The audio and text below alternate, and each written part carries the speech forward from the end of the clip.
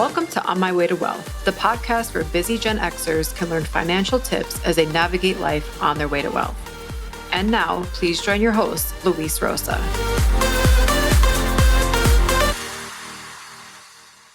Hello, everyone. Welcome back to another episode of On My Way to Wealth, episode 12 to be exact. My name is Luis Rosa, and I'm your host. Welcome. First of all, I hope everybody out there is staying safe and healthy. I know there's a lot of uncertainty around going on with the coronavirus and all that. So I wanted to talk a little bit about today about ways to prepare yourself for an economic downturn.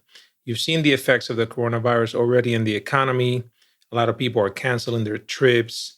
And this is just basically going to trickle down because it's going to affect the airline industries, the cruise lines, the hotels, and those people as well. Certain people in those areas might actually get laid off or be sent home without pay. So very important to talk about this because there might be stuff that you could have done in the past to prepare you now, but this might help as a way to just kind of like wake you up if you haven't been prepared this whole time. There's I believe it's a Chinese proverb that says the best time to plant a tree is 20 years ago.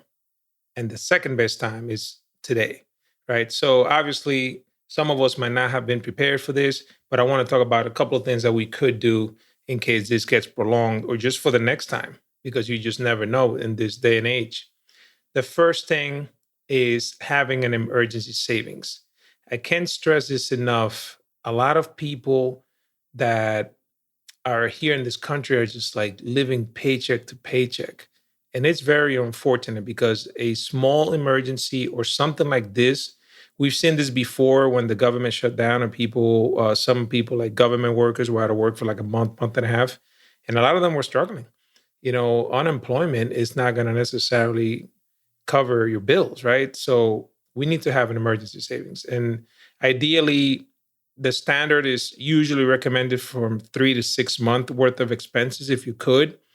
If not, then some people just say, at least have like $1,000 just in case like something's wrong with your car or something like that.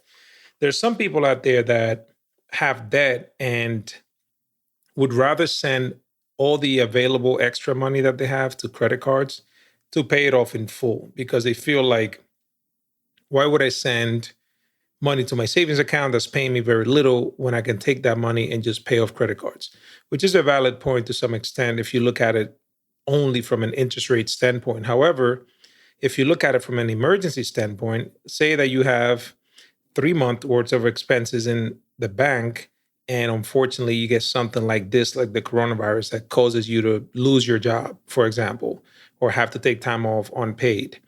You have enough money saved to continue to make your bills as if nothing happened. And then hopefully in between that time, you replace that income that you lost.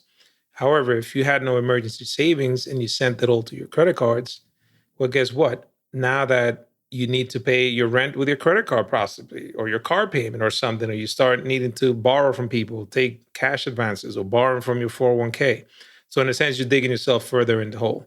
So I wanted to stress this out because emergency savings is like the top priority that I recommend that you should do to prepare yourself for an economic downturn. Second thing is diversifying your portfolio. A lot of you hear this, and what that means basically in layman's terms is don't have all your eggs in one basket. Right now, you've seen the stock market go up and down tremendously and having like historic losses in just one day, pretty similar to either 2008 or the crash of 87. And a lot of folks have a very high concentration of their own company stock in their 401ks. And that could be good to an extent. I know you work for the company, you believe in it, you love it. And sometimes that pays off. But a lot of the times, having a lot of stock in your company 401k, and it's like company stock or just mostly stocks, may not be the best idea, especially for folks that are closer to retirement. So something to consider. You want to make sure that sit down with a financial advisor and develop a portfolio that can withstand the test of time so that you don't have all your eggs in one basket. You want to have a mix of different types of securities so that not everything's going up at the same time and not everything's going down at the same time. For example, during this stock market sell-off, bonds were doing great. Things like gold were doing great. So you might be able to construct your portfolio in a way that at least not everything goes down at the same time so that you're not participating in 100% of the market losses. Something to consider. Definitely want to rebalance your portfolio at least once a year. A lot of people, let's say with employment plans, they just sign up to their employer 401k, set it and forget it, and just never go back and look at it. And a lot of the times, you might have started with a 60% stock, 40% bond portfolio, but if the market did well, you might be out of balance. And it might be time to sell some of those stocks, buy back some of the bonds so that you get reshifted to more closely to your original allocation. So something to consider. It might not make a lot of difference to some people that may not need to touch this money, but as you get closer and closer to retirement, that's definitely an issue and something to consider. The third thing is be careful of lifestyle inflation. A lot of us get raises and bonuses. And what we do is instead of figuring out a way of how do I save most of this money, we basically just step up to fill that void. They say nature always fills a vacuum. And I feel like people do the same thing whenever they have new money, whether it's a raise or a bonus. It's just, how do I spend this? You ask people that, if you just do this exercise and ask people, what would you do if you won the lotto? Most people would probably start telling you how they would spend the money, not necessarily how they would invest it or save it. So be careful of lifestyle inflation. When you get those bonuses, those raises, think to yourself, all right, you know what? Maybe I'll give myself a little bonus personally to spend it on something, but maybe I should increase that 401k contribution, or maybe I should consider maxing out a Roth IRA, or make sure that I increase my emergency savings, things of that sort, so that you don't have to worry about if something like this, what's happening today, directly impacts you or your job, you're not left out there in the cold. So think about that. A lot of us I know people who have been making, say, $50,000 a year and been paycheck to paycheck, and then they making $100,000 a year and they're still living paycheck to paycheck. They just drive a nicer car, live in a nicer house. But it's the same concept because they just never got that discipline to put something away. So your future self will thank you. Number 4, beware of the headlines. Bad news sells. A lot of things that don't impact you at all make the news, and it's always the doom and gloom. You hear about things that perhaps don't even impact you. Maybe like, all right, certain cruise line just canceled all their trips, uh, operations in general. Okay, I mean, that's not good for that particular company. But in reality, like if you still have your job, you're still making your money, it doesn't really impact you. But when you get a combination of all these headlines, companies are stopping flights, companies are stopping their operations for the cruise lines, you just start getting like this doom and gloom feeling, and then you feel like it affects you directly. But sometimes a lot of those headlines don't really impact our day-to-day life. But somehow we tend to take it that way because we're looking at the headlines. They're designed to make you click on that article or watch that TV episode. Same thing with social media, right? You start seeing all these photos of empty places and how the supermarket has no water, no toilet paper, and things of that sort, and just create just this whole environment of scarcity. And it could be scary. Of course, there's some validity to it, but a lot of those things don't really impact you, but we let it impact us. Which brings me to my final point, which number 5 is take care of yourself. Sometimes it's good to unplug. Let's do things that are in the best interest of us, our health. And I'm talking physical, mental, and emotional. Maybe you should read a book.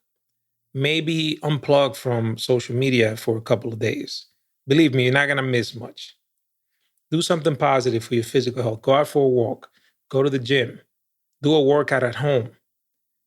Just have a healthy conversation.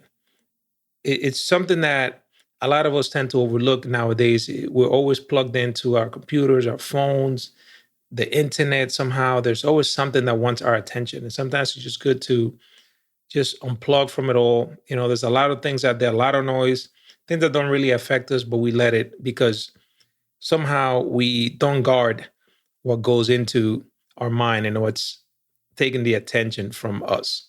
So just keep those in mind. So as a recap, emergency savings, is the number one priority to make sure that you're prepared for an economic downturn. Diversify your portfolio, so make sure you don't have all your eggs in one basket, especially if you have a very high concentrated stock position in your company stock. You might want to talk to a financial planner about how to best get rid of those things slowly, and take account as far as tax considerations and all that stuff. Number 3, be careful with lifestyle inflation. So we talked about when you get a raise, a new job, a bonus, things to that sort. Make sure you put some away for tomorrow. Obviously, you got to find that balance between today and tomorrow. You might want to give yourself a little bonus, but you also want to put something away for later. Be aware of the headlines. The news media definitely likes to sell a lot of doom and gloom because it creates clicks on the articles, it sells newspapers, it gets ratings on TV. And finally, take care of yourself. So make sure you unplug, read a book, go walk, whatever it is that helps you revitalize.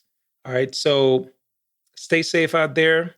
I'll see you on episode 13. This is obviously just for education and entertainment purposes only. If you have any questions, feel free to send me an email at luis@onmywaytowealth.com. If you have anyone that you would like for me to interview or any topic that you'd like to see me talk on, definitely shoot me an email, luis@onmywaytowealth.com, and we'll see you in the next episode. Thank you for listening to On My Way to Wealth. If you have any questions, we'd love to hear from you. Send Luis an email at luis@onmywaytowealth.com. To read the show notes and the blog, please visit www.onmywaytowealth.com. Luis Rosa is an investment advisor representative of Retirement Wealth Advisors, Inc., an SEC-registered investment advisor. Build a Better Financial Future and Retirement Wealth Advisors are not affiliated. Exposure to ideas and financial vehicles discussed should not be considered investment advice or recommendation to buy or sell any financial vehicle. This information should not be considered tax or legal advice. Individuals should consult with the professionals specializing in the fields of tax, legal, accounting, or investments regarding the applicability of this information for their situation. Past performance is not a guarantee of future results. Investments will fluctuate and when redeemed may be worth more or less than when originally invested.